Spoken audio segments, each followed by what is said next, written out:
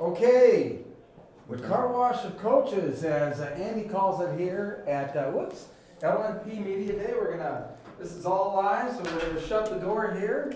And I'm sure our buddy Dell, who's back at headquarters, editing these things out, before they send it up there, he'll take care of us. But we got Jim Shipper from Connoisseur Valley. Yes, How you sir. doing, my man? I'm doing great. Excited. This time of the year, it's like Christmas early, and ready to get going here this week. We got scrimmage Tuesday and tip off on Friday, so it's here. It's here. So preseason scrimmage wise, obviously some teams have philosophy of, hey, we're going to do Little Sisters of the Poor and see what these guys are really, about, or you try and schedule teams that are difficult. What's your philosophy in, scheduling preseason scrimmages to get you guys ready?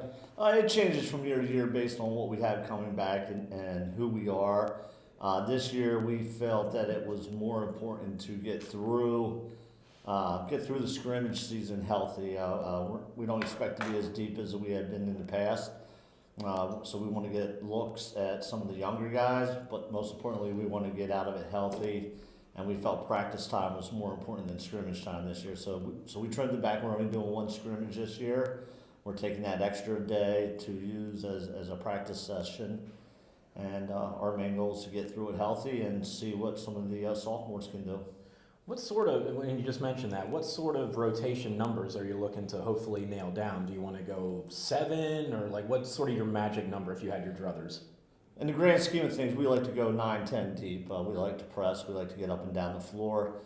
This year, it may be a stretch. We lost a player due to a soccer injury.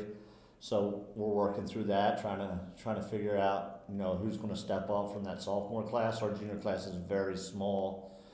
So we have a lot of experience on the upper end with seniors, and then we drop down to a bunch of sophomores.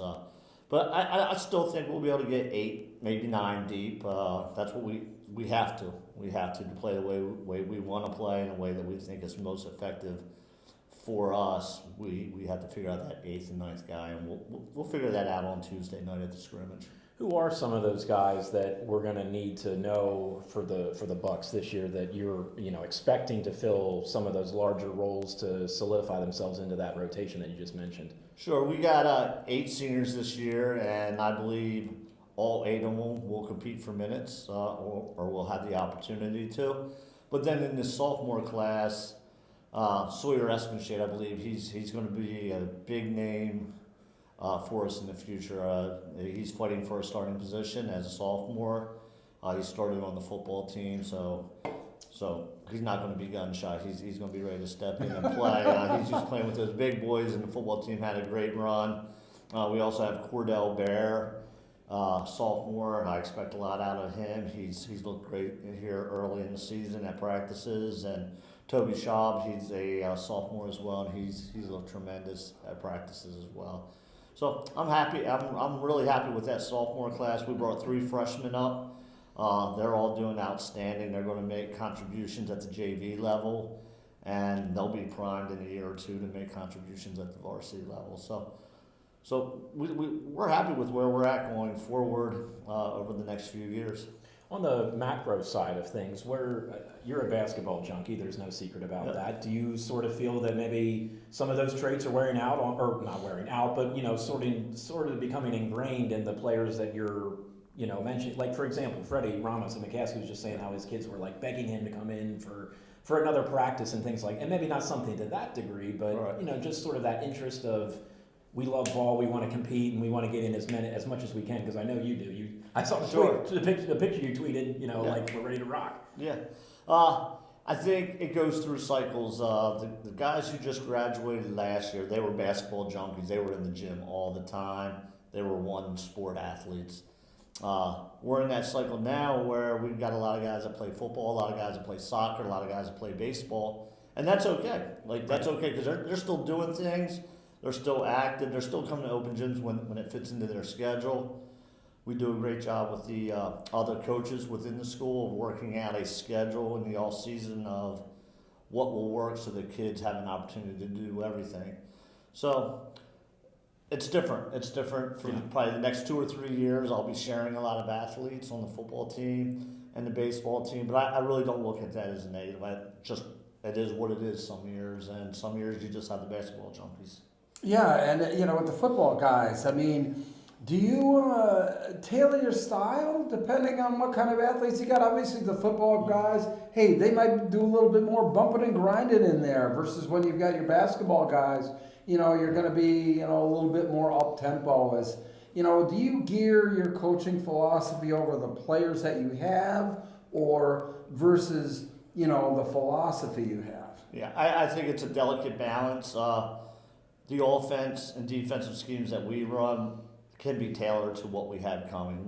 We can play inside out the years that we have bigs, or we can figure out a way to try to get more things in transition when we don't have that size. So the offense is very compatible to the type of athletes that we have. The hardest thing for me is I game manage for football. So Friday night, like Nate Schobacher played, he's our starting point guard, second year as starting point guard. He played soccer, but he's also place kicker on the football team. And every time I heard tackle by Schobacher, I'm halfway up the sideline saying, "You don't need to tackle, you're the kicker." But he takes his responsibilities on the football team serious, and I just like to joke with him. But Friday nights, as a basketball coach and game managing, it's a little tricky sometimes. Yeah, right. Keeping your emotions in check. Obviously you're rooting for him for the football team, but you've got the best interest of the basketball team in mind. Yeah, get through every Friday injury free. I mentioned this with the Section 1 guys, and I think really this could extend to any one of the divisions, but this seems like a year where everything is pretty much wide open and there for the taking. There's obviously some of your prohibitive favorites like Warwick in your guys' section, but where do you think CV stacks up for, within that race? Because again, to me, it looks wide open, especially in 2 where you guys are. I would agree wholeheartedly. I believe, on paper, Warwick definitely the favorite. They deserve to be the favorite. They've got everyone back. They will be a tough out. They're going to be awesome. Chris does a great job with them. So when you bring that much talent back and you have a great coach, obviously you should be the favorite. But as you were saying, 2 all the way through, I think it's close to an even race. Might be head and shoulders. Nobody above anyone. No. Maybe slightly, but nobody's head and shoulders above anyone. And I think the teams that want to compete and who are willing to dig in on defense and get it done on the defensive end could grab that second playoff spot. Is that what it's going to take, really having this team be focused on defense? I mean, obviously, and everybody looks great when you make shots, but is that going to be the calling card for this team of maybe taking that next jump is defense? Yeah, I believe so. I believe competing. We made it an emphasis to every drill there's a winner and a loser now. There's a consequence. Not that you're trying to be mean, not that you're trying to be harsh, but we felt we had to raise the competitive nature of practices. The practices are probably 10 times harder than they had been my first 3 years at CV. They've been more intense. Every drill has a winner. Every drill has a loser. There's a consequence. And guys are constantly switching jerseys. You're on blue team today. You're on red team today. You're on white team. You want to earn that red jersey, you got to do this better. You got to do that better. And it's all done in a loving way, but we have to bring out that competitive nature. That's life. So there's winners and losers. Right. I mean, and everything you do, and all you're doing is just trying to mimic. This is life skills regarding athletics. Yep, 100% true.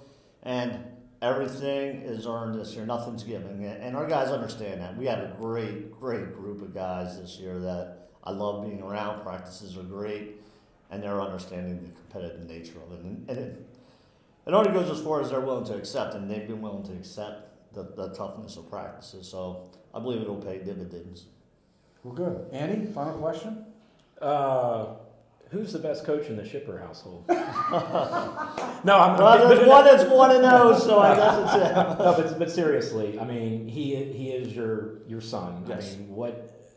I mean, how proud as a father are you of what he was able to do in just his first go around and sort of at the big boy level and doing what he did? I knew he'd be successful. Sorry, I get a little emotional talking about it, but I seen him fill in coaching AAU or coaching summer league teams as an assistant coach, and Kevin Dolan gave him a lot of responsibilities and brought him along in the right way of doing things. So I knew he'd be successful. I just knew, I didn't know how long it would take. He hit the ground running. He had a great group of guys. They bought into his philosophy, and I knew he'd be good. So you just said everything has consequences. I'm looking here. There's a game on December 12th that says CV and Donegal. So what's the ramifications of the winner and the loser? We got wings on the line, or what are we talking about here? There's got to be something. Well, he's in a no lose situation. If he loses the game, if Donegal loses the game, he's still 1-1. He's 500 against Pops. If he wins, he's got a 2-game lead on me, and we're not renewing the contract. So the funny thing is, they've got these new jerseys. They got a third color jersey, so they must have a nice budget over at Donegal. But they got that third color, and I said, "Are you going to wear that tonight you play us? Maybe that could be your first night." He said, "No, they're for special occasions. They're for big games." So I guess we're not a big game anymore for him. So CV and Donegal, the new hot rivalry. Okay, I like it. I like it. Yeah, no, it's great having those types of Sure. Subplots in any basketball season. But I'm sure you're focusing on the task at hand, which is a section, and who knows, Sure. LL League championship there, Jim. Well, listen. Yeah. Thank you so much. Thank really you. appreciate it. All buddy. right. Thank you. You guys do a great job. So thank you. Thank you for all the coverage. Thank you for everything and all the support that you give us as well. Hey, more interviews coming along today. All right. Thanks. You guys are awesome.